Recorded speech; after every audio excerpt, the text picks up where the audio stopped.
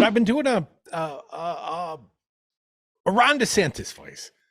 You know, we've got friends that listen quite often. We hope you all do at least a couple hours a day.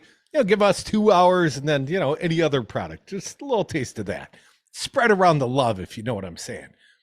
But we got our radio friend Hassel, and he gets frustrated when I do a Ron DeSantis voice, but I haven't really crafted it yet. Not in the same petulant way I do the Trump voice, right? Or even a Bernie. You got a few. Right. Have you been putting some time into this now? Have you been working on this? The Ron DeSantis? Minutes. I got minutes invested in the Ron DeSantis voice. I'm thinking, what is it? What is it about the timbre, the quality of Ron DeSantis's voice that makes this man so particularly unappealing to most voters, most human beings, I would say? Why aren't other Republicans doing what you're doing in Florida? And I say they are doing it. And they say, where? I say they're doing it in Iowa. And in fact, I was here in March and someone kind of took note and they're like, man, look all the stuff Iowa's doing. Someone? You got a little Brady going on there, man. He does have a little Peter Brady, but I'm not really looking to break and crack my voice with frequency, although I might work that in. But in my opinion, Ron DeSantis has a gratingly whiny bitch voice. So in deference to my radio friend and oftentimes listener, Hassel, and shout out to Mama Annalise as well. Not Glenn's mama, but Hassel's mama, Annalise. Shout out. I have been crafting the DeSantis voice because otherwise I give him the Crudy voice. And the Crudy voice, far too sexy. I mean, you can only take so much. You know, if I just do my inflection, my super stellar thing, well, then I like lifted up the Ron DeSantis. Oh, I see. I mean, this is something not to be trifled with, Crudy. I mean, you are a professional. You've been speaking in front of a mic since college. Don't try this at home, kids. No. They don't give everyone around here a radio show. So also, and I realize we're a Wisconsin-based product, but I got to mention, I think the Ron DeSantis voice is going to have a limited shelf life.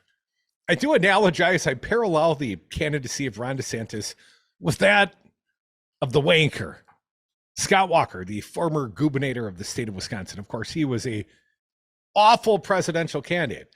Are you kidding me? He was leading the pack at one point. Sort of. We saw him at the Iowa Freedom Summit, the Citizens United sponsored event in Des Moines, Iowa. And the participants jumped in the race, or at least they flirted earlier in that cycle. Because in January, I mean, Scott Walker was the belle of the ball. Oh, yeah. He took off that sport coat and he walked around that podium. Oh, rolled man. Up his sleeves and came out to some Dropkick Murphys who literally hate him. And literally had the conservative Christians in Iowa all a flutter. Too big shot to come to the 9x8 spin room. It was not a big room. I mean, I've been in jail cells that are bigger than the spin room was in Des Moines, Iowa that day. Donald Trump, he came to the spin room. You question the man. But anyways, here's the point. Scott Walker was a big shot until he declared his candidacy. Until you really got a full dose of Scott Walker when he was just, when it was just the projection of what you thought Scott Walker would be. Right. Hey, what? Who's that? What? Who's that guy from Wisconsin? That's interesting. And look at what he did. He reformed government by crashing the public sector unions, and he's got 100,000 people, and somehow he succeeded, and he lived down the recall, and he got reelected. He must really be something. You must really think he's something. Because as soon as he went on the road, and let's not forget, he had the same sort of campaign finance breaking 527, our American Revival. Yes. And he stole the logo from the America's Best Sunglass place. That's right. Remember, like it was literally like a stolen logo sort of thing. This next time, because Scott Walker will eventually run for something. I'm thinking steal the Taco Bell logo. You'll Carol. Nah, come on, take Disney because they don't care about trademark or copyright. So Scott Walker declared in like July. After was that talking- January, that's stunning. So he rode that wave, man. He gave people a taste. And then what, 6 months later, he finally officially declares, because he was running the whole time. Well, he had the shadow campaign. He was on the road in Iowa for much of the year. And that's what Ron DeSantis is doing right now. Ron DeSantis, like in Cedar Rapids as we speak. Today in Iowa. That was his agenda. I got to assume he made it to all 4 whistle stops. And much like Scott Walker, and we've got a little coverage from NBC News, when Ron DeSantis shows up in Iowa, man, they must pack in like 100 people.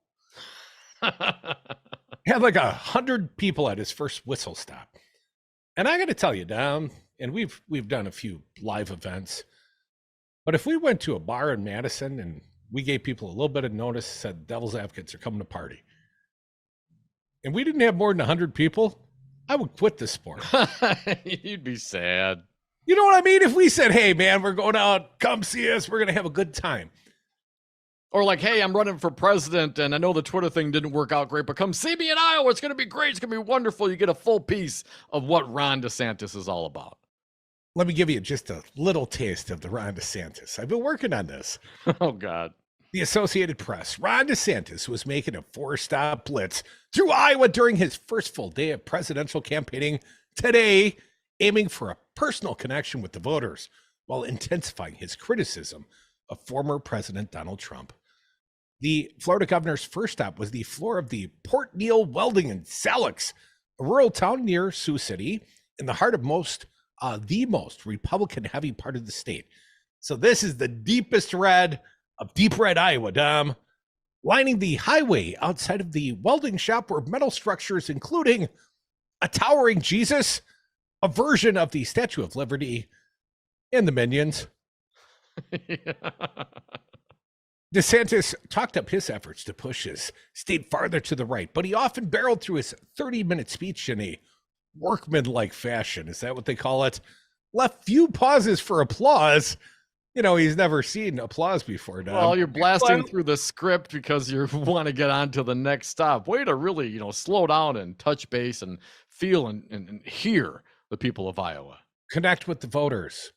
Dom DeSantis left few pauses for applause from the audience of a bit more than 100 people, some wearing caps bearing seed company logos, trying to position himself as the most formidable alternative. You got 100 at your first rally. You're the most formidable alternative to Trump? To Trump in a crowded Republican White House primary field, DeSantis didn't mention the former president by name in Salix, but he said the Bible emphasized the importance of being humble. That's why I'm always humble here. Because God told you? Something like that. Adding the country needed leaders who knew how to show humility.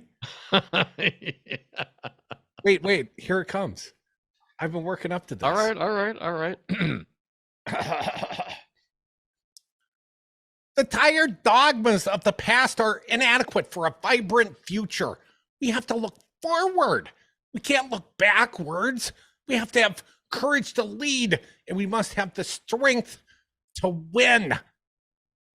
I see that as sort of a whiny bitch voice. That wasn't too bad. That wasn't too bad. I'm working on it. Yeah.